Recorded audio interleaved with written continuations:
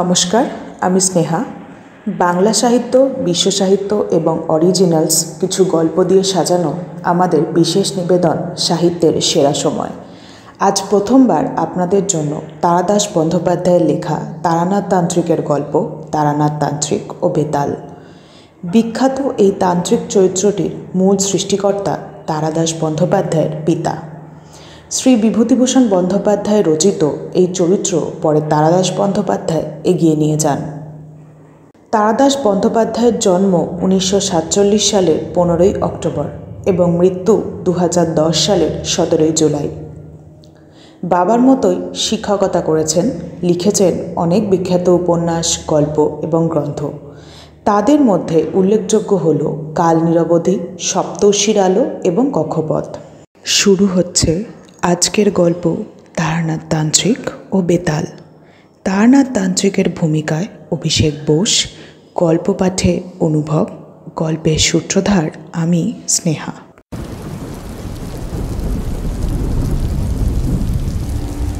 দিনটা সকাল থেকেই মেঘলা। দুপুরের দিকে বেশ এক পশলা বৃষ্টিও হয়ে গেল। তারপর আর বৃষ্টি নেই বটে, কিন্তু আকাশ থমথম করছে কালো মেঘে, জলো বাতাস দিচ্ছে।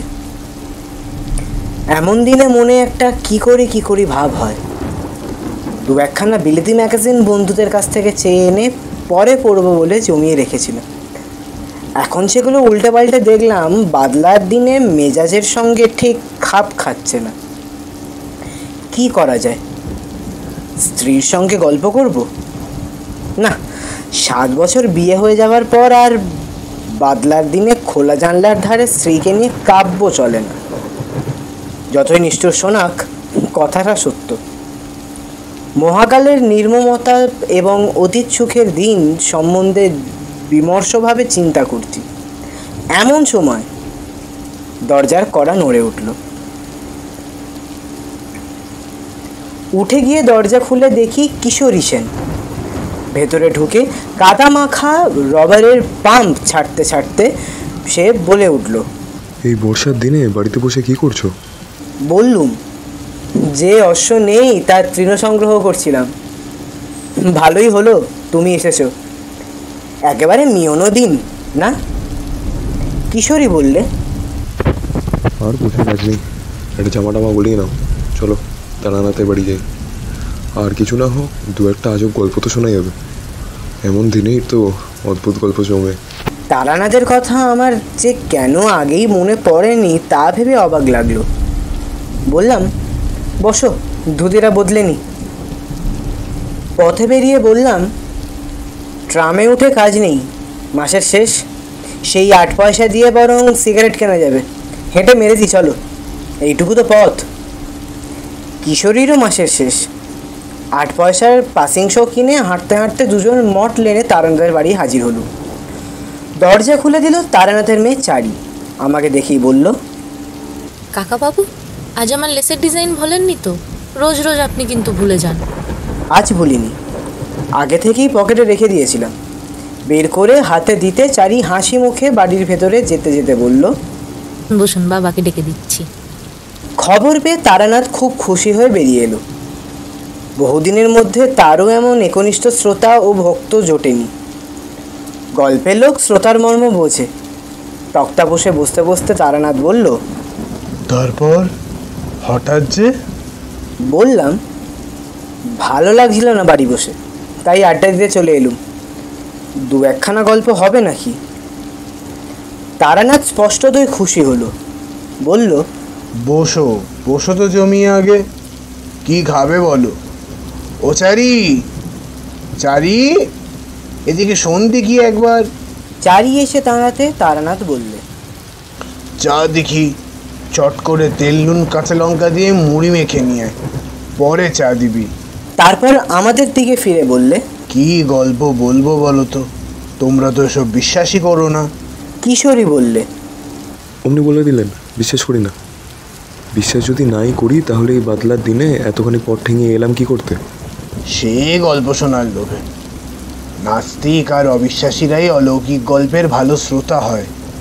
আমি বললুম, আপনার কাছে এতদিন আসছি, আপনি কিন্তু আমাদের অলৌকিক কিছু দেখালেন না। তারানাথ উজ্জ্বল চোখে আমার দিকে তাকিয়ে বললে, মানে শূন্যে হাত নেড়ে সন্দেশ রসগোল্লা না, জলকে মন্ত্র পড়ে শরবত করে দেওয়া। তোমাকে তো একদিন বলেইছি, ওসব খুব নিম্ন শ্রেণীর শক্তি ভেলকি ও করায় গুরুর বারণ ছিল। তবে করিনি কি, করেছি। কম বয়সে ভক্তদের অবাক করার জন্য করেছি, বয়স রোজগারের ফিকিরে করেছি কিছু কিছু। বাকি শক্তিও তাতেই গেল। ওতে কিছু নেই বাবু, আসল তান্ত্রিক কখনো ভেলকি দেখায় না। কিশোরী বললে, সাধুরা যে চোখ বুঝলে ত্রিভুবন ত্রিকাল দেখতে পান, এখানে বসে বিলেতে কি হচ্ছে সব বলে দিতে পারেন, এসব কি বিশ্বাসযোগ্য? তারানাথ জোর দিয়ে বললে, নিশ্চয়। সৎগুরু পেলে আর প্রকৃত সাধনা করতে পারলে তুমিও পারবে। যেমন? যেমন ধরো, সদ্য মৃত কোনো চণ্ডালের সব থেকে মুন্ডু কেটে এনে অমাবস্যা বা সংক্রান্তি তিথিতে শ্মশানে গর্ত করে তাতে সেই মুন্ডু নিক্ষেপ করতে হবে। পরে গভীর রাতে সেই গর্তের ওপর পদ্মাসনে বসে মাথার উপরে মরা দাঁড় কাকের বাঁ দিকের ডানা রেখে 1,00,000 বার বীজ মন্ত্র জপ করলে তুমিও সর্বজ্ঞ হতে পারো। কিশোরী বললে, বীজ মন্ত্রটা কি? তারানাথ বললে, সেটি বলা যাবে না। তন্ত্রে অদীক্ষিত লোকেদের কাছে সাধনার গুচ্ছমন্ত্র বলা নিষেধ। বীজ মন্ত্রই আসল কি না। চারি তেলে চপচপে করে মুড়ি মেখে নিয়ে এলো। খেতে খেতে বললুম, আচ্ছা, আপনি কখনো সত্যিকারের কাপালিক দেখেছেন? কিশোরী জিজ্ঞেস করলে, তান্ত্রিক আর কাপালিকে আছে নাকি কিছু? তারানাথ বললে, পার্থক্য আছে, তবে সেসব তোমাদের বোঝানো কঠিন, জেনেও তোমাদের কোনো কাজ নেই। হ্যাঁ, কাপালিক দেখেছি কিছু, কিন্তু একবারের স্মৃতি কখনো ভুলতে পারবো না। তারানাথ যেন একটু অন্যমনস্ক হয়ে চুপ করে গেল। বললুম, বলুন না সে গল্প, বেশ লাগবে শুনতে। বলছি এখন, তোমরা খেয়ে নাও আগে।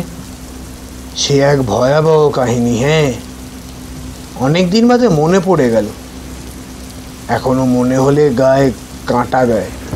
আমি বললুম, এই ঘটনা কি মধুসুন্দরী দেবীর আবির্ভাবের আগের? বটেই। আমার ভবঘুরে জীবনের একেবারে প্রথম দিকে ঘটেছিল। তখনও আমি বীরভূমের মাতু পাগলিকে দেখিনি। চা এনেছিস? রাখ, এই তক্তা বসেই রাখ। নাও, চা খাও। আমরা চায়ে চুমুক দিলাম। তারানাথ গল্প শুরু করলে।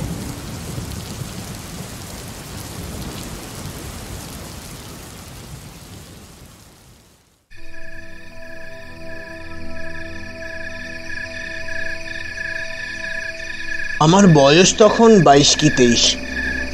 বাড়িতে আর ভালো লাগে না। আমাদের গ্রামের ধারে বাঁধানো বটতলায় একবার এক বিচিত্র দর্শন সাধু এসে 7-8 দিন বাস করেছিল। সামনে ধুনি জ্বালিয়ে চুপ করে বসে থাকে, মাথায় চূড়ার মতো উঁচু জটার ভার, চোখ দুটো বেশ শান্ত। গ্রামের অনেকেই তার কাছে গিয়ে দুধ ফলমূল এসব দিয়ে আসতো। বউ ঝিরা বায়না করতো মাদুলিতা বীজের জন্য। সাধু কিন্তু কখনো ভড়ং দেখায়নি, অলৌকিক শক্তি দেখিয়ে ভক্ত জোগাড়ের চেষ্টা করেনি। কেউ বেশি বিরক্ত করলে বলতো, আমি কিছু জানি নে মা, আমার কোনো ক্ষমতা নেই, ভগবানকে ডাক, ভগবান সব ঠিক করে দেবেন। বেশি ধরাধরি করলে বলতো, আচ্ছা আচ্ছা, আমি তোর হয়ে ভগবানের কাছে প্রার্থনা করব। এই সততার জন্য এবং কারোর কাছ থেকে পয়সা না নেওয়ার জন্য সাধুর উপর আমার কেমন একটা আকর্ষণ জন্মালো। গেলাম একদিন সাধুর বটতলায়। একদিকে বসে আছি, নানা রকম লোক এসে নানান বায়না করছে সাধুর কাছে। সাধু সবাইকেই হেসে বিদায় করছে। এসব মিটতে মিটতে বিকেল গড়িয়ে অন্ধকার নেমে এলো। এবার আমি আর সাধুই কেবল রয়েছি বটতলায়। পাশ থেকে একখানা চালা কাঠ তুলে ধুনিতে গুঁজে দিয়ে আমার দিকে তাকিয়ে সাধু বলল, আয়, এগিয়ে এসে বস। আমি সাধুর সামনে ধনির এপাশে গিয়ে বসলাম। ধনির আলোয় সাধু কিছুক্ষণ আমার মুখের দিকে তাকিয়ে থাকলো। তারপর একটা নিঃশ্বাস ফেলে বলল, সন্ন্যাসী হবার ইচ্ছা আছে, তাই না? আমি কিছু না বলে চুপ করে বসে রইলাম। তোর সেসব হবে না, তবে তোর কপালে অনেক সাধু সঙ্গ আছে দেখছি, কিছু শক্তিও তুই পাবি, কিন্তু সংসার করতেই হবে তোকে। আমি বললাম, আপনি তো কাউকে কিছু বলেন না, আমাকে এত কথা বলছেন কেন? সাধু একটু চুপ করে বসে থাকে, বলল, তোর কপালে তন্ত্র সাধনার চিহ্ন আছে, কিন্তু তাও স্পষ্ট।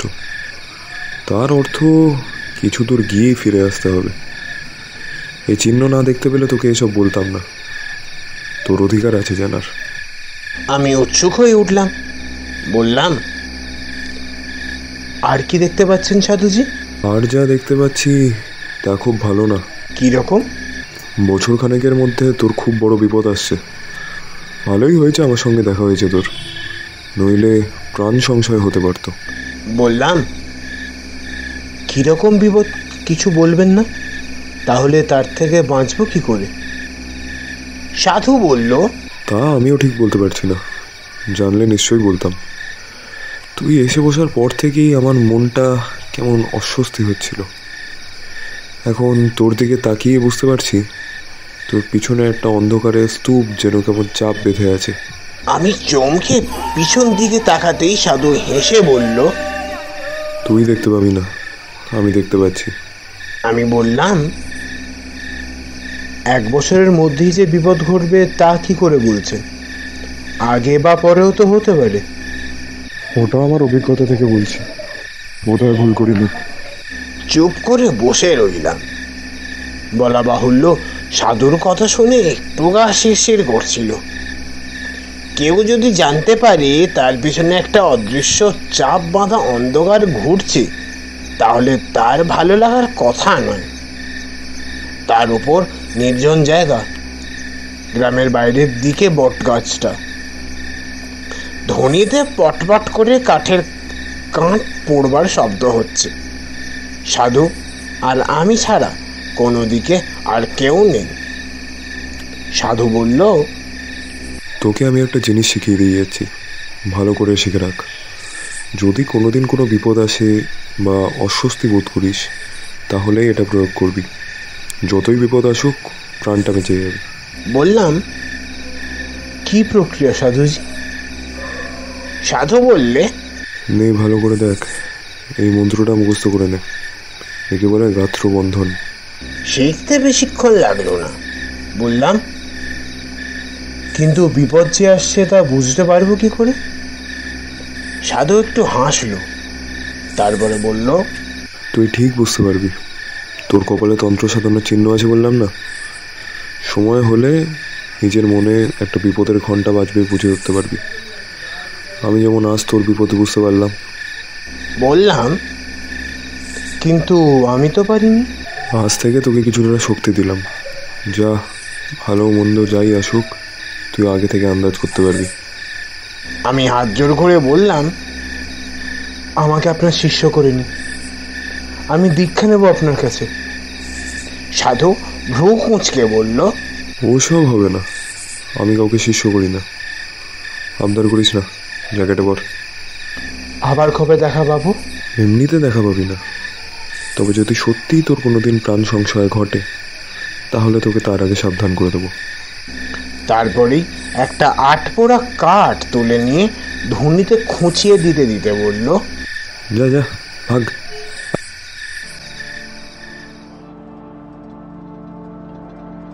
বাড়ি ফিরে এলাম। পরদিনই সেই সাধু আস্তানা ভেঙে কোথায় যেন চলে গেল, তা কেউ জানে না। পরদিন বিকেলে পরতলায় গিয়ে দেখি শুধু নিভে যাওয়া ধুনির ছাই আর কতগুলো আটপোড়া কাঠ পড়ে আছে। মাসখানেক কাটলো, কিছুই যেন ভালো লাগে না। কেবলই বাড়ি থেকে বের হয়ে পড়তে ইচ্ছা করে। পথ যেন দারুণ আকর্ষণে টানছে। কে বলছে ধর্মের স্ফ্রিয়া তা নয়, একটা ভবকুরেমি পেয়ে বসলো। আরো কিছুদিন এইভাবে কাটবার পরে একদিন সত্যি কয়েকটা জামা কাপড় আর 10টা টাকা নিয়ে বেরিয়ে পড়লাম। বাড়ির লোক খোঁজাখুঁজি করবে এবং সন্ধান পেলেই ধরে নিয়ে যাবে বাড়িতে। এই জন্য সারাদিনই প্রায় হাঁটতাম, যতটা দূর গিয়ে পড়া যায়। রাত্রিরে আশ্রয় নিতাম কোনো গৃহস্থের বাড়িতে। তখনকার লোকজন ছিল ভালো, অভাব ছিল না। গোলা ভর্তি ধান, পুকুর ভর্তি মাছ, নিজেদের গরুর দুধ। ওদের দিকে যত্ন করতে সেই যুগের লোক ত্রুটি রাখত না। অব্রাহ্মণ গৃহস্বামী হলে গোয়াল ঘরের এক পাশ পরিষ্কার করে রান্না আয়োজন করে দিত, সেখানে বসে রাঁধতাম। তারা আবার অপেক্ষা করতো ব্রাহ্মণের প্রসাদ পাওয়ার। তা জিনিসপত্রের দাম তখন কেমন ছিল? তারানাথ বলল, গাঁয়ের দিকে বেশিরভাগ জিনিসই কিনে খেতে হতো না, সবই তো গ্রামে উৎপন্ন হতো। তবে হ্যাঁ, মনে আছে একবার আমি আর আমার বন্ধু হরমোহন মাংস খাওয়ার শখ হওয়ায় পাশের গ্রাম থেকে 10 আনা দিয়ে একটা পাঁঠা কিনে এনে দুজনে রান্না করে খেয়েছিলাম।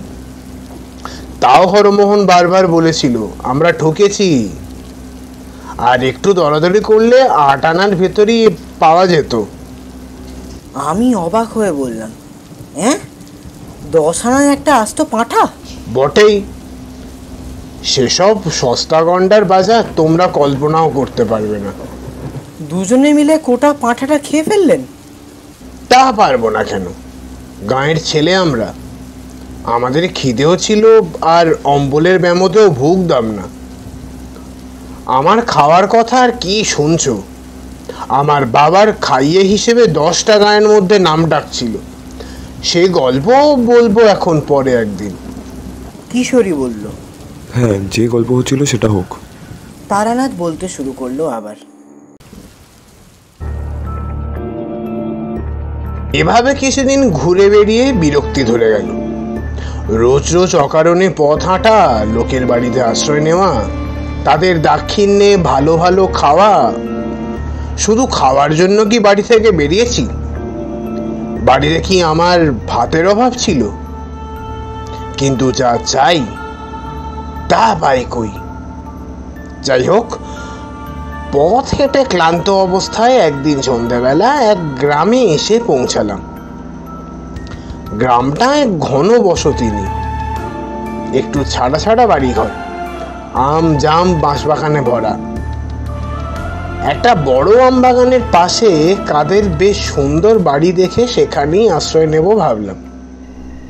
সুন্দর বলতে পাকা বাড়ি নয়, পুরো চালের বড় বড় 8-10খানা ঘর, মাঝখানে উঠোনকে ঘিরে। বিরাট উঠোনে ধানের গোলা, এক পাশে গোয়ালে কখানা গরু সাজালের ধোয়ার মধ্যে বসে বসে জাবর কাটছে। আমি উঠোনে পা দেবার সঙ্গে সঙ্গেই বাড়ির মধ্যে শাঁকে ফোঁ পড়ল। সব মিলিয়ে সম্পন্ন গৃহস্থের লক্ষণ ফুটে বেরোচ্ছে। উঠোনে দাঁড়িয়ে এদিক ওদিক তাকাচ্ছি। একজন কালো মধ্যবয়স্ক লোক এগিয়ে এসে বলল, কি চাই?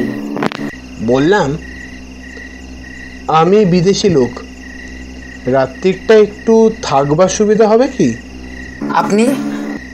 ব্রাহ্মণ। লোকটা আসন আসন করে ব্যস্ত হয়ে আমায় নিয়ে দাওয়ায় বসালো, পা ধোয়ার জল দিল। তার নাম মাধব ঘোষ, সেই বাড়ির মালিক। চাষবাস আছে প্রায় 50 বিঘের। মাধব লোক বেশ ভালো। আমাকে রান্নার ব্যবস্থা করে দিয়ে এসে ঠায় বসে রইল সামনে, বসে গল্প করে, আর একটু বাদে বাদে হুঁকো টিকে এগিয়ে দিয়ে বলে, এই নিন সাজুন, ব্রাহ্মণের প্রসাদ পাবো। কথায় কথায় আমি বললাম, আমাদের বাংলাদেশের আতিথেয়তা বড় সুন্দর, তাই না? এই যে তুমি আমাকে এত যত্ন করছো, এতে তোমার লাভ কি? জিভ কেটে মাধব বলল, আজ্ঞে ও কথা বলবেন না, ব্রাহ্মণ দেবতার হাড়িতে 2টি চাল দিতে পারছি, সে তো আমার সৌভাগ্য। তবে কথা কি জানেন, সব অতিথি তো আবার সমান হয় না। এই তো দিন 7 আগে আমাদের বাড়িতে সে এক কাণ্ড। ধোঁয়া সুগন্ধি আতপ চাল হাঁড়িতে ছেড়ে দিয়ে তার দিকে ফিরে বললাম, কেন, কি হয়েছিল? চুরি টুরি নাকি? তাহলে তো বরং ভালোই ছিল ঠাকুরমশাই। শুনুন না কি কাণ্ড। এই ঠিক গেল সোমবার বিকেলের দিকে এক লাল কাপড় পরা সন্ন্যাসী এসে বলে, তোমার এখানে থাকবো, আমার সাদা মনে কাদা নেই। বললুম থাকুন। গোয়াল ঘরে রান্নার ব্যবস্থা করে দিলুম। দিব্যি চেহারা, তার ফর্সা রং, এই মোটা পৈতের গোছা, দেখে কিছু বুঝবার উপায় নেই। নিঃশেষিত কলকেটি উপুর করে তামাকের গুল ঝেড়ে কলকেটি এক পেশে রেখে মাধব আবার বলল, সে রাত্রিরে কিছু হলো না।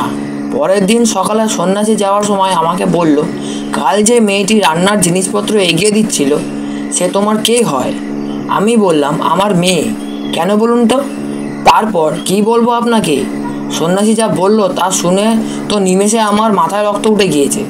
বলে কি, তোমার ওই মেয়েটি আমাকে দাও, আমি ভৈরবী করব, ওর শরীরে ভৈরবীর চিহ্ন রয়েছে। আমি অবাক হয়ে বললাম, তারপর? মাধব ঘোষ বলল, তারপর আর কি, আমার চেঁচামেচিতে পাড়ার লোক জড়ো হয়ে গেল। বললুম, যাও ঠাকুর, ব্রাহ্মণ বলে শুধু পার পেয়ে গেলে, নইলে মাধব ঘোষের মেয়ের দিকে নজর দিয়ে এ গ্রাম থেকে আর ওই বেরোতে হতো না। সন্ন্যাসী আমার দিকে কম করে তাকিয়ে যাবার সময় বলে গেল, কাজটা ভালো করলি না, তোর মেয়ে উদ্ধার হয়ে যেত, প্রতিফল হাতে হাতে পাবি। আমি অবাক হয়ে শুনছিলাম।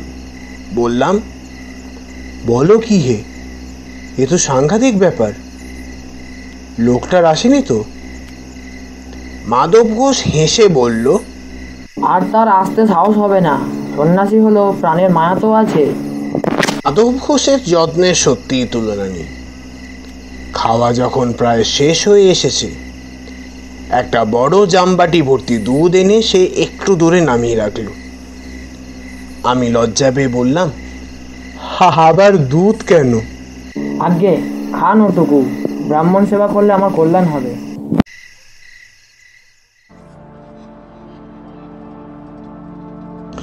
পরের দিন সকালে উঠে আমি মাধবের কাছ থেকে বিদায় নিলাম। সে ছাড়তে চায় না কিছুতেই। আমি প্রায় জোর করেই চলে এলাম বলা যায়, কারণ আগেই বলেছি আমি দুটো ভাতের জন্য পথে বের হইনি। সরল মানুষের ঘাড়ে চেপে অকারণে অন্য ধ্বংস করে আমার খারাপ লাগলো। এই পথে আবারও কখনো এলে তার বাড়িতে আশ্রয় নেব, এইটা কথা দিয়ে বেরিয়ে পড়লাম। দুপুরে একটা গঞ্জ মতো জায়গায় চিঁড়ে দই কিনে খাই, তারপর আবার হাঁটি। সারাদিনে প্রায় মাইল 15-16 হেঁটে সন্ধে নাগাদ একটা এমন জায়গায় এসে পৌঁছালাম যার ত্রিসীমানায় কোনো গ্রাম বা জনবসতি নেই। রুক্ষ পাদহীন প্রান্তরের মধ্যে দিয়ে একটা ছোট্ট কি নদী তীরতীর করে বয়ে চলেছে। কি করব ঠিক করতে না পেরে নদীর ধারে হেঁটে এগোতে লাগলাম। মিনিট 15 হেঁটে দেখি সামনে এক শ্মশান, বেশ বড় শ্মশান। অন্তত যতদূর চোখ যায় তাকিয়ে দেখলাম কেবল পোড়া পোড়া কাঠের গুঁড়ি, ছেঁড়া মাদুর, কাঁথা, ভাঙা কলসি এসব পড়ে আছে। কিশোরী বললে, ওই নির্জন শ্মশানে সন্ধ্যাবেলা আপনার ভয় করলো না? না, ভয় করবে কেন? শ্মশান নদী পবিত্র স্থান, সেখানে মানুষের সমস্ত পাপ শেষবারের মতো মুছে যায়, তার ঊর্ধ্বলোকে প্রস্থানের পথে সুগম হয়। শ্মশানে ভয় কিসের? যাই হোক, দাঁড়িয়ে চারদিকে দেখছি, হঠাৎ গম্ভীর গলায় পেছন থেকে কে যেন বলে উঠল, এখানে কি চাই? ভয়ানক গলার স্বর। লোহার ড্রামে পাথর কুচি ঢাললে যেমন শব্দ হতে পারে। চমকে পেছনে তাকিয়ে দেখি একজন সাধু দাঁড়িয়ে, মাথায় পাকা তেঁতুলের মতো অজস্র জটা, মুখময় অযত্ন বর্ধিত দাড়ি গোঁফের জঙ্গল, লম্বায় আমার মাথা ছাড়িয়ে আর এক হাত, পরনে রক্তাম্বর, পায়ে বাউল দেওয়া কাঠের পুরু খড়ম। কি দরকার এখানে? সাধুকে প্রণাম করে বিনীতভাবে জানালাম আমার বিশেষ কোনো দরকার নেই, পথ হাঁটতে হাঁটতে এসে পৌঁছেছি এই মাত্র। কোথায় যাওয়া হবে? কোথাও না। মানে? ঠিক নেই। সাধু কি বুঝলে জানি না। কিছুক্ষণ আমার মুখের দিকে স্থির হয়ে তাকিয়ে থাকলো, তারপর তার দাড়ির জঙ্গলে খুব সূক্ষ্ম একটা হাসির রেখা ফুটে উঠল। সে বলল, আয় আমার সঙ্গে। সেই ঘনায়মান অন্ধকারে আমি সাধুর পেছনে চললাম। বেশ খানিকটা হাঁটবার পর দেখি একটা গাব বা ওই জাতীয় কোনো গাছের নিচে সাধু মরার মাদুর, কাঁথা ইত্যাদি টাঙিয়ে বেশ ছোপড়ি মতন বানিয়েছে। বললাম, এইখানে আপনি থাকেন? কেন, অসুবিধা আছে কোনো? সাধুর কথাবার্তা যেন কেমন কেমন। আমি বললাম, না, অসুবিধা আর কি, তাই বলছি। সাধু আমাকে ঝুপড়ির বাইরে বসতে বলে নিচে ভেতরে ঢুকলো। বেরিয়ে এলো দুটো পাকা কলা হাতে নিয়ে। বলল, এই নাও, খাও। নিলাম। কি উদ্দেশ্য নিয়ে বেরোনো হয়েছে বাড়ি থেকে? সাধু হওয়ার ইচ্ছা আছে নাকি? আমি উত্তর না দিয়ে কলা হাতে চুপ করে বসে রইলাম। তুই আমার কাছে থেকে যা, আমি তোকে চালা করে নেব, থাকবি? তারপর সাধু একটা কথা বলল, যা আমাকে আমাদের গ্রামের বটতলার সেই সাধুও বলেছিল। বলল, তোর কপালে তন্ত্র সাধনার চিহ্ন আছে, থেকে যা তুই আমার কাছে। আমি একটু ফাঁপড়ে পড়লাম। এই সাধুকে দেখে আমার তেমন ভক্তির উদয় হয়নি, বরং কেমন একটু অস্বস্তিই হয়েছে। এত সহজে নিজে থেকে চেলা করে নিতে চাইল দেখে সে ভাব বেড়েছে, বই কমেনি। ভালো সাধু কখনো কথায় কথায় শিষ্য করে বেড়ায় না। অবশ্য আমার আর চিন্তা কি, থাকি কদিন, ভালো না লাগলে কেটে পড়ায় বাঁধা কোথায়। সাধু সঙ্গের জন্যই তো বেরিয়েছি, বাজিয়ে দেখতে দোষ কোথায়। বললাম, থাকবো। সাধু বলল, বেশ, আমি একটা বিশেষ সাধনা করছি, সেটা কদিনের মধ্যেই শেষ হয়ে যাবে, তারপর তোকে দীক্ষা দেব। কি সাধনা? সে আছে, সময় হলে জানাবো। তাছাড়া তোর সাহায্য লাগবে আমার। সাধু আমাকে একলা ফেলে রেখে সারাদিন কোথায় কোথায় ঘুরে কি সব সংগ্রহ করে আনে, বোধহয় নিজের সাধনার জিনিসপত্র। রাত্রিরে বসে অনেকক্ষণ ধরে পূজা সে সময়টা আচ্ছা আর জপতপ করে। আমি একটু দূরে কাঠকুটো দিয়ে আগুন জ্বেলে মাটির হাঁড়িতে ভাতে ভাত রান্না করি। অনেক রাত্রিরে খাওয়া দাওয়া হয়। ক্রমে সাধুর কাণ্ড কারখানা দেখে আমার মনে দৃঢ় বিশ্বাস হলো সাধু একজন কাপালিক। একদিন একটা মরা চড়ুই পাখি কোথা থেকে ঠ্যাং ধরে ঝুলিয়ে এনে হাজির। কুপড়ি থেকে ছুরি এনে চড়াইটার পেট ছিঁড়ে নাড়ি ভুড়ি বের করলো সাধু। তারপর কি একটা জিনিস আমাকে না দেখিয়ে টুক করে ভরে দিল পাখিটার পেটে। আবার ঝুপড়িতে ঢুকে দুখানা একই মাপের মাটির সরা এনে একটায় মরা পাখিটা রেখে অন্যটা দিয়ে চাপা দিয়ে দিল। তারপর একটু আটা মেখে সেই আটা দিয়ে দুটো সরার মুখ জুড়ে দিল। আমি অবাক হয়ে বললাম, এ দিয়ে কি হবে? সাধু সংক্ষেপে বলল, কাজ আছে। তারপর আমার হাতে মুখ বন্ধ সরাটা দিয়ে বলল, আগুনে পোড়াও তো এটা, 1 ঘন্টা ধরে পোড়াবে। এইভাবে 3 দিন 1 ঘন্টা করে পোড়াবে, বুঝলে? এই নাও। রান্না হয়ে গিয়েছিল, কিন্তু আগুন তখনও জ্বলছে। আমি কথা না বলে সরাটা সাধুর কাছ থেকে নিয়ে আগুনে রেখে দিলাম। সাধু বললে, দ্রব্যগুণ, বুঝলে? দ্রব্যগুণ এক বিরাট জিনিস, তুমি মানো? বললাম, নিজে প্রত্যক্ষ দেখিনি কোনোদিনও। গাছপালা থেকে ওষুধ তৈরি হয় দেখেছি, খেলে অসুখ সেরে যায় তাও দেখেছি, কিন্তু যেসব কথা শুনতে পাওয়া যায়, যেমন বশীকরণ, স্তম্ভন, সেসব দেখিনি। সাধু হেসে উঠে বলল, বশীকরণ ও আবার একটা কঠিন জিনিস নাকি? ওর অনেক রকম উপায় আছে। বেশি জটিল প্রক্রিয়ায় যাবার দরকার কি? সোজা উপায় শিখাই দিই, শোনো। আগে কি? যে কোনো মাসের অমাবস্যার তিথিতে যদি দুপুরবেলা ঘূর্ণিঝড় ওঠে কিংবা জোরালো হাওয়া দেয়, তাহলে সেই হাওয়ায় উড়ে যাওয়া কোনো শুকনো গাছের পাতা একটা মন্ত্র বলতে বলতে বা হাতে ধরে ফেলতে হবে। সেই পাতা গুঁড়ো করে পান বা দুধ বা যা হোক কিছুর একটা সঙ্গে খাইয়ে দিতে পারলে সে লোক কুকুরের মতো তোমার পায়ে পায়ে ঘুরবে। আছে আমার কাছে, দেখবে। সাধু ঝুপড়ি থেকে একটা শুকনো অশ্বত্থ পাতা হাতে করে পেরিয়ে এলো। বলল, ভাদ্র মাসের অমাবস্যায় ধরেছিলাম, থাকো আমার কাছে, এর গুণ দেখিয়ে দেব। দিন দুয়েক আগে সাধু একটা বেশ মোটা নিমের ডাল নিয়ে এসেছিল। একদিন সকালে দেখি বসে বসে ছুরি আর দা দিয়ে কেটে তার থেকে একটা পুতুল বানাচ্ছে। নাক, মুখ, চোখ সব শুদ্ধ একটা মানুষের মূর্তি। এদিনও অবাক হয়ে জিজ্ঞেস করলাম, এই দিয়ে কি হবে? এদিনও সাধু রহস্যময় হেসে বলল, কাজ আছে। তখনও আমি সাধুর আসল উদ্দেশ্য কিছুই বুঝতে পারিনি। বুঝতে পারলে আর এক মুহূর্ত সেখানে থাকতাম না। আরো 3-4 দিন কাটলো। একদিন বিকেলে আমি রান্নার জন্য কাঠকুটো এক জায়গায় জড়ো করছি।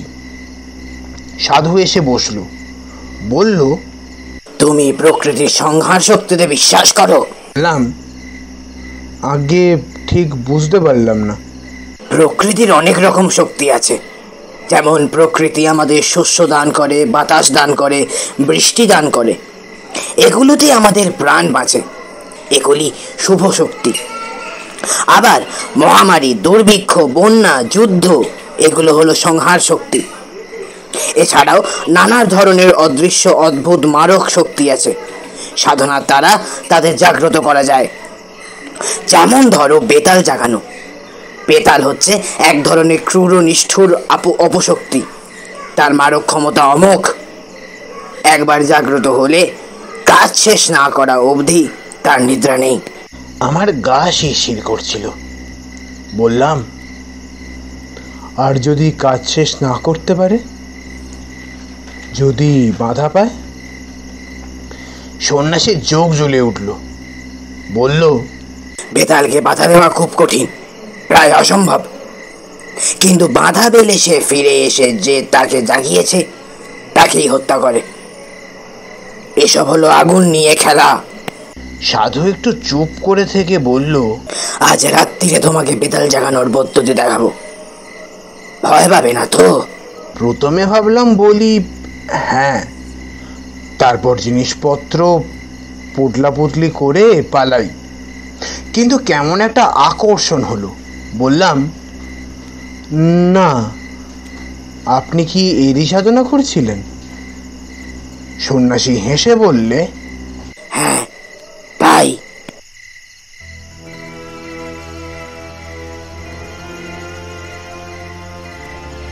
সেদিন রাত্রির যখন গভীর, সাধু তার ক্রিয়াকর্ম শুরু করল। জবা ফুলের মালা, রক্তচন্দন এসব আগে থেকেই জোগাড় করা ছিল। সাধু সেই নিম কাঠের পুতুলটা এনে তাতে বেশ করে তেল সিঁদুর মাখালো। তারপর সেটাকে কোমর অবধি পুতুল মাটিতে পুঁতল। তার চারদিকে বেড়ার মতো করে মাটিতে রেখে দিল একটা জবা ফুলের মালা। পদ্মাসনে বসে বিড়বিড় করে কি মন্ত্র পড়তে পড়তে পুতুলটায় চন্দনের ছিটে দিতে লাগলো। এসব হলে ঝোলা থেকে বের করলো একটা মদের বোতল। সাধু ঝুপড়িতে একটা মরার খুলি ছিল আগেই, দেখেছি। সেটাতে খানিকটা মদ ঢেলে সাধু আমার দিকে তাকিয়ে বলল, সেই বন্ধ সরাটা কোথায়? আমি সরাটা এনে দিলাম। সাধু আটাগুলো নখ দিয়ে খুঁটে খুঁটে তুলে সারাটা খুলল। দেখলাম 3 দিন পোড়ানোতে ভেতরের বাকিটা একদম ছাই হয়ে গিয়েছে। সেই ছাই এক চিমটে নিয়ে মদে মেশালো সাধু। তারপর ঢক করে মদরা গলায় ঢেলে দিল। খাওয়ার পরেই সাধুর আশ্চর্য পরিবর্তন দেখলাম। সাধুর চোখ দুটো ছোট ছোট কোটরে গিয়ে যেন দু টুকরো কয়লার মতো চলতে লাগলো। আমার দিকে ফিরে সাধু বলল, এক টুকরো ধনী করো তো। করলাম। ধনী বেশ জ্বলে উঠতে সাধু রক্তচন্দন দিয়ে ধনে পুজো করল। তারপর তামার কোষায় গাওয়া ঘি, একটা জবা ফুল, আরো কি যেন মিশিয়ে মন্ত্র পড়ে আগুনে আহুতি দিল। সঙ্গে সঙ্গে একটা বিকট পোড়া গন্ধে ভরে গেল চারিদিক। সাধু বিকৃত গলায় হেসে উঠল।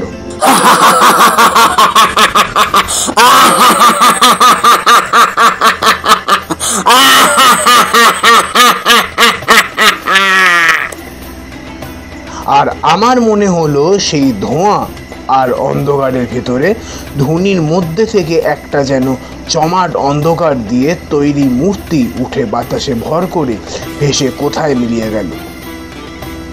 আমি অবাক হয়ে সেই দিকে তাকিয়ে রইলাম। মূর্তিটাকে খুব পরিষ্কারভাবে যে দেখেছিলাম তা বলতে পারি না, তবে যেটুকু দেখতে পেয়েছিলাম তাতেই বুক ঠান্ডা হয়ে আসে। বিশাল স্থলরাত্রির অন্ধকার দিয়ে তৈরি যেন একটা আবছায়া। সাধু বলল, দেখলে ওই বেতাল? আমি বললাম, কোথায় গেল? সাধু বলল, এদিকে সরে এসো। আমি আসল কথাটা এতদিন তোমাকে বলিনি, আজ বরং বলি। আজ থেকে 15-20 দিন আগে এখান থেকে মাইলগুলি দূরে এক গ্রামে আমি মাধব ঘোষ বলে একজন লোকের বাড়িতে রাত্রিরে আতিথ্য গ্রহণ করি। আমার মাথায় তো বিদ্যুৎ খেলে গেল। মাধব ঘোষ? তাহলে এই কাপালি কি সেদিন মাধব ঘোষের বাড়িতে হাঙ্গামা করেছিল? বটে। সাধু বলে চলেছে, সেই মাধব ঘোষের বড় মেয়েটির দেহে প্রকৃত সাধন সঙ্গিনীর হবার উপযুক্ত সমস্ত লক্ষণ বর্তমান ছিল। বর্তমানে আমার কোনো ভৈরবী নেই। আমি পরদিন সকালে মাধব ঘোষের কাছে সাধনার জন্য মেয়েটিকে চাইলাম। মাধব দিল তো নাই, উপরন্তু আমাকে অকথ্য অপমান করে বাড়ি থেকে তাড়িয়ে দিল। সে অপমান আমার মুখে বিঁধে আছে। বেরিয়ে আসবার সময় মাধব আমার ঘাড়ে হাত দিয়ে একটা ধাক্কাও দিয়েছিল। আমার গায়ে হাত? আচ্ছা মাধব ঘোষ, এইবার দেখাবো তোমাকে আমি। আমি ভয় পেয়ে বললাম, কি করবেন আপনি? করবো কি, করেছি। এই যে বেতাল জাগিয়ে পাঠালাম, কোথায় গেল সে? পাঠালাম ওই মাধব ঘোষের বাড়ি। এইবার সে বুঝবে কাকে সে অপমান করেছিল। কি হবে মাধব ঘোষের? আজ তার নিজের ক্ষতি কিছু হবে না, আজ তার বাড়িতে কিছু একটা করে আসবে বেতাল। এক পক্ষ ধরে আমি বেতাল মন্ত্র জপ করে আজ আমি আহুতি দিয়েছি। কাল অমাবস্যা, কাল পূর্ণ আহুতি দেব হোম করে। ওই যে নিম কাঠের পুতুল দেখছো, ওটা হচ্ছে মাধব ঘোষের প্রতিমূর্তি। ওই পুতুলে কাল প্রাণ প্রতিষ্ঠা করে বেতালকে চিনিয়ে দেব। তারপর বেতাল আবার কাল যাবে মাধবের বাড়ি। তারপর পরশু মাধব ঘোষের মৃতদেহ পড়ে থাকবে উঠোনে কি আমবাগানের মধ্যে। ভয়ঙ্কর বিভৎস অপমৃত্যু। কেউ কিচ্ছু টের পাবে না কোথা দিয়ে কি হয়ে গেল। সাধুর মুখখানা এখন আমার কাছে নেগড়ে বাঘের মতো লাগছিল। আমি আর সহ্য না করতে পেরে বললাম, কিন্তু এ আপনি অন্যায় করছেন, এ ঠিক নয়। সাধুর চোখ আবার ধক করে চলে উঠল। পৈশাচিক ক্রোধে মুখ বিকৃত করে সে আমার দিকে তাকিয়ে বলল, কি বলতে চাস তুই? আমি অন্যায় করছি? আমার কেমন সাহস এসে গেল। বললাম, নিশ্চয়ই অন্যায়। আপনি এই কুকর্মে লিপ্ত আছেন জানলে আমি একদিনও থাকতাম না এখানে। প্রতিহিংসা সাধনের জন্য নরহত্যা মহা অধর্ম। মূর্খ, কাপালিকের পক্ষে প্রতিহিংসা সাধন অধর্ম নয়, তুই তার কি বুঝবি? আমন, আপনার মতো নরকের কীটের কাছে আর নয়। আমি চললাম, আপনি থাকুন আপনার কুৎসিত সাধনা নিয়ে। হনন করে হেঁটে সেই রাত্রিরেই রওনা দিলাম শ্মশান থেকে। পেছনে সাধু ডেকে বলল, যাচ্ছিস যা, কিন্তু শুনে যা, আজ পর্যন্ত কেউ আমাকে অপমান করে বেশি দিন পৃথিবীর আলো দেখেনি, মনে রাখিস। পরের দিন দুপুর গড়িয়ে গেলে অবিশ্রান্ত হেঁটে আমি মাধব ঘোষের বাড়ি পৌঁছালাম। দেখি সমস্ত বাড়িটা যেন কেমন ঝিমিয়ে আছে, ভেতরে কেউ যেন জেগে নেই। আমার বুকটা ছ্যাঁত করে উঠল। না জানি বেতাল কাল রাত্রিরে কি করে গিয়েছে। উঠোনে দাঁড়িয়ে ডাক দিলাম, মাধব, মাধব। ডাক শুনে ভেতর থেকে মাধব বেরিয়ে এলো। আমাকে দেখে সে যেন হাতে চাঁদ পেল। এগিয়ে এসে পায়ের ধুলো নিয়ে বলল, ঠাকুরমশাই, ও আপনি এসেছেন? আমি যেন একটু ভয় পেলাম, ভগবান পাঠিয়েছে আপনাকে। দেখলাম মাধবের চোখ বসে গিয়েছে, মুখ শুকনো। বললাম, কি হয়েছে? কোনো বিপদ আপদ হয়নি তো? আর বিপদ, গতকাল রাত্রিরে আমার দুখানা গাই গরু মরে গেল ঠাকুরমশাই। সে কি, গরু মারা গেল কি করে? তা কি করে বলি বলুন দিগ্নি ঠাকুরমশাই, আশ্চর্য ব্যাপার। তখন অনেক রাত, হঠাৎ গোয়ালে কেমন একটা শব্দ শুনলো। মনে হলো গরুগুলো যেন ভয় পেয়ে ছটফট করছে। উঠে বাইরে যাওয়ার আগেই মুঙ্গলি গাইটা চিৎকার করে উঠলো। গিয়ে দেখি রাঙি আর মুঙ্গলি দুটোই মাটিতে শুয়ে ছটফট করছে। কি হলো কে জানে।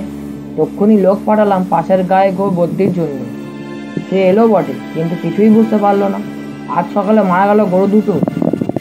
মাধবের চোখ দিয়ে জল পড়তে লাগলো। বলল, আজ সকাল থেকে আবার মেয়েটার জ্বর, গা যেন পুড়ে যাচ্ছে। এসব তো ভালো কথা না ঠাকুরমশাই। আপনি এলেন ভালোই হলো। ব্রাহ্মণ মানুষ, পিঠে বাস করলে আমার ভয় কেটে যাবে। বুঝলাম সবই, কিন্তু আমার কি করার আছে কিছুই বুঝতে পারলাম না। আমি থাকলে যদি মাধব শান্তি পায় তাহলে থাকতে পারি, এই মাত্র। একটু পরেই একটা অদ্ভুত ঘটনা ঘটল। তখন বিকেল শেষ গাঢ় হয়ে এসেছে। মাধব ঘোষ বেশ করে ফলারের আয়োজন করে দিয়েছিল। ফলার করে আমার একটু বাগানে যাওয়ার প্রয়োজন হয়ে পড়ল। মাধবের কাছ থেকে গাড়ু চেয়ে বাগান ছাড়লাম। গাড়ু হাতে ফিরছি, হঠাৎ মনের মধ্যে কেমন যেন একটা অনুভূতি জেগে উঠল। ঠিক কীরকম তা বোঝাতে পারবো না, যেন আমার খুব বড় একটা বিপদ আসছে। খুব কাছে এসে গিয়েছে সে বিপদ। ভয়ের একটা বিচিত্র অনুভূতি বুকের মধ্যে ঠেলে উঠল। সেই অন্ধকার নির্জন আমবাগানে দাঁড়িয়ে হঠাৎই আমার বুক যেন হিম হয়ে গেল। কেন এরকম হচ্ছে আমার? তাড়াতাড়ি ফেরবার জন্য এগোতে গিয়ে মনে হলো কয়েক হাত দূরে একটা আম গাছের গুঁড়িতে পাশে কে যেন চুপ করে দাঁড়িয়ে আছে। আর একটু হলে বোধহয় ভয় পেয়ে চিৎকার করে উঠতাম, কিন্তু ততক্ষণে যে দাঁড়িয়ে আছে তাকে আমি চিনতে পেরেছি। আমাদের গাঁয়ের বটতলার সেই সৌম্য মূর্তি সাধু, যিনি বলেছিলেন আমার বিপদ ঘনিয়ে এলেই আমাকে দেখা দেবেন। তাহলে কি আমার আজ সেই বিপদের দিন এসেছে? দূর থেকেই আমি সাধুকে প্রণাম করলাম। সাধু হেসে হাত তুলে আশীর্বাদ করলেন। তারপর হঠাৎ কোথায় সাধু যে মিলিয়ে গেলেন তা বুঝতে পারলাম না। আমি একা অন্ধকারে গাড়ু হাতে দাঁড়িয়ে। ফিরে এসে মাধব ঘোষকে ডাকলাম। বললাম, দেখো, আজ তোমার আমার দুজনেরই খুব বিপদ।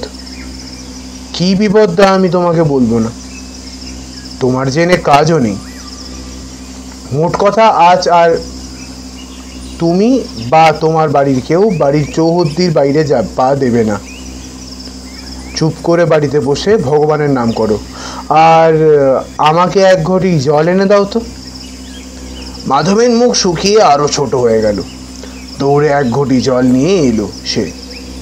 আমি সাধুর দেওয়া গাত্রবন্ধনের মন্ত্র দিয়ে জলটা শোধন করে বাড়ির চারিদিকে ঘুরে ছিটিয়ে গণ্ডি কেটে দিলাম। আমি বুঝতে পেরেছিলাম বিপদ শুধু আমার আর মাধবের, কাপালিক আমাকেও ছাড়বে না।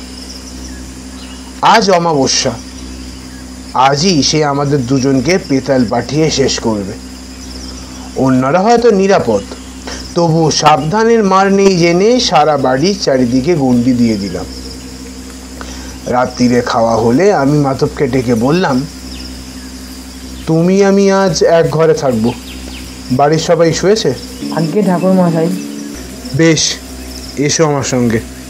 ঘরে গিয়ে আমি মাধবকে বললাম, ওই ঘটি থেকে খানিকটা জল ঢালো মাটিতে, এই যে খাটের পায়ার কাছে, এইখানটায় ঢালো।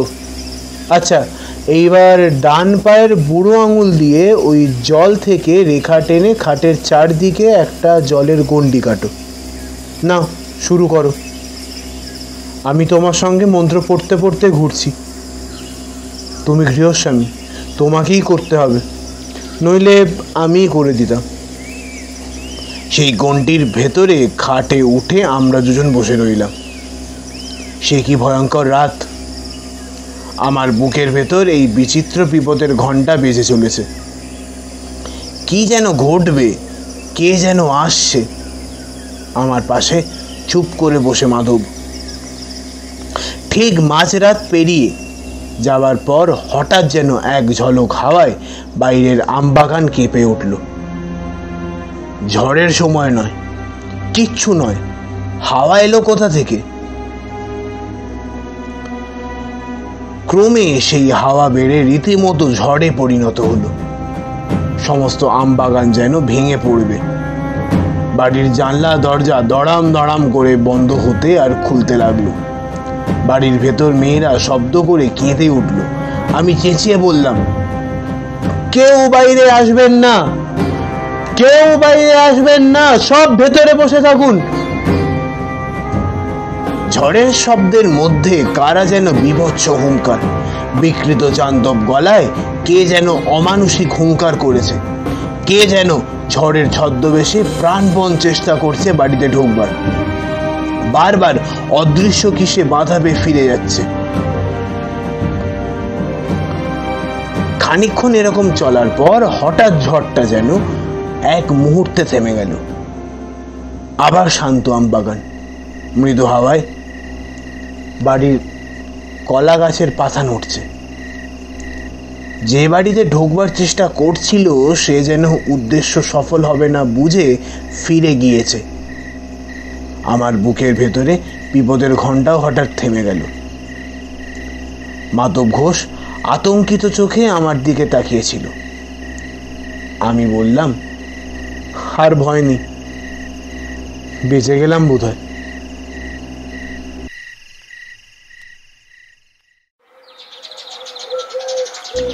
সেদিন রাত্রিটা আমরা খাটেই বসে রইলাম।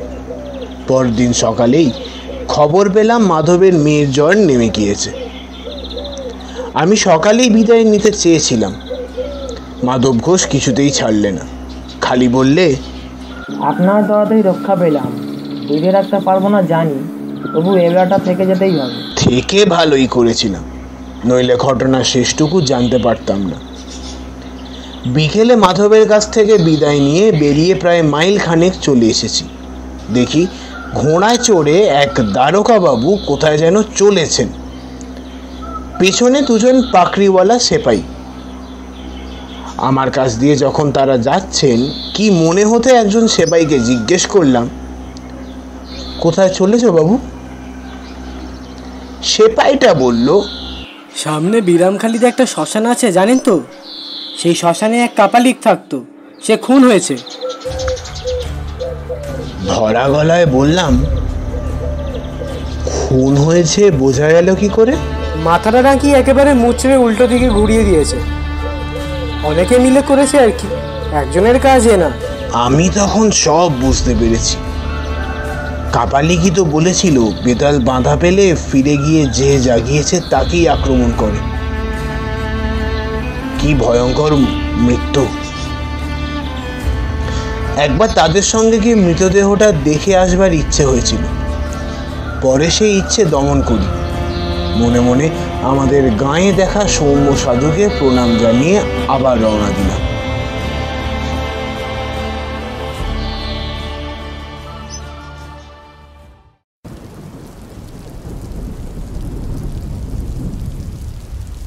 গল্প শেষ করে তারানাথ বললে, কিরকম শুনলে? আমরা বললাম, ভালোই। পথে বেরিয়ে কিশোরীকে বললাম, বিশ্বাস হলো? সে কথার জবাব না দিয়ে কিশোরী হেসে বললে, দিনটা তো ভালো কাটলো। শেষ হলো আজকের গল্প তারাদাস বন্দ্যোপাধ্যায়ের তারানাথ তান্ত্রিক ও বেতাল। যদি নিবেদনটি ভালো লেগে থাকে একটা লাইক দিয়ে যাবেন, যাতে আগামী দিনে আরও ভালো গল্প আনতে পারি। তারানাথ তান্ত্রিকের চরিত্রে অভিষেক বোস, কিশোরী ও সাধুর ভূমিকায় অনির্বাণ ভট্টাচার্য, মাধব ঘোষের চরিত্রে অংশুমান সেনগুপ্ত, চারির ভূমিকায় সহেলী মণ্ডল, গল্প পাঠ তান্ত্রিক হাবিলদার এবং পর্ব পরিচালনায় অনুভব মুখার্জি, গল্পের সূত্রধার আমি স্নেহা। কাহিনী সূত্র রচনা দিতিপ্রিয়া রায়, সহকারী ঐশী ভট্টাচার্য, উপদেষ্টা হিয়া মুখার্জি, সহযোগিতায় শঙ্খমিত্রা তালুকদার, তত্ত্বাবধান সোনামণি সাহা। আগামী সোমবার নতুন একটি গল্প নিয়ে ফিরে আসবে সাহিত্যের সেরা সময়। সঙ্গে থাকুন। নমস্কার।